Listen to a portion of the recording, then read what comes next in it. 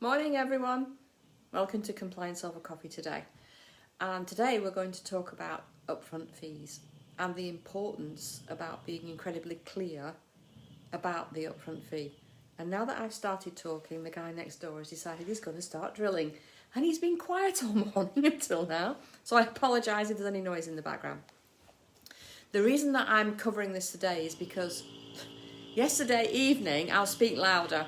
Yesterday evening, I was presenting at Preston and filed PPN, and one of the slides that I was presenting on, I realised was a fine from the Property Ombudsman to a sourcing agent. And the reason, in part, that they were fined was because of the lack of clarity in the contract between the sourcer and the investor about the upfront fee and if it was refundable or what the rules were around the upfront fee. So what you need to be aware of is that if you're going to take an upfront fee, you have to be incredibly clear in your terms of business agreement, in your contract that you expect the investor to sign, what the rules are around that fee. So for argument's sake, how much is it? When are you going to take it? Is it refundable? And if so, under what circumstances? And you have to be incredibly clear about this, because this is what sourcing agents are very fuzzy and wishy-washy about.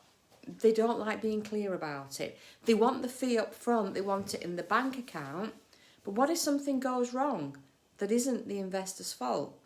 What if they have a structural survey done and the building's about to fall down around the ears and it doesn't work anymore? What are you going to do if that happens and you've taken several £1,000s up front? Now, in the case that I told you about with the TPO, the award that the TPO made was £3,000. Now, for most of you, that's probably the full sourcing fee, depending on the size of the deal.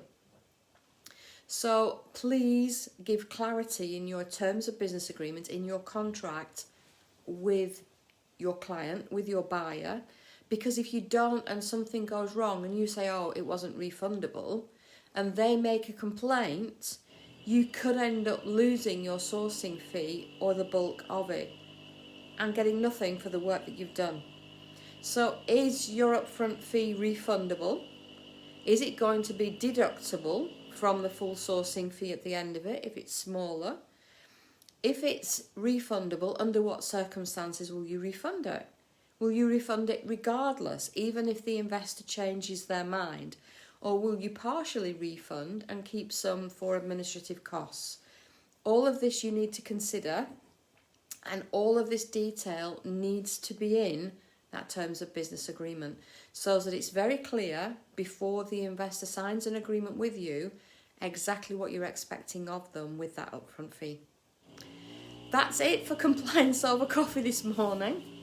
Tony's holding a note up. I have to mention on Saturday we're running our live via Zoom data protection and money laundering course.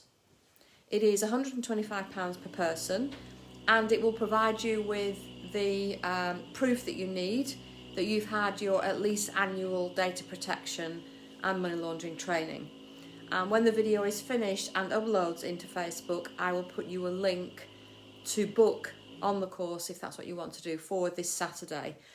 The next one after that we will be doing live won't be until probably September or October.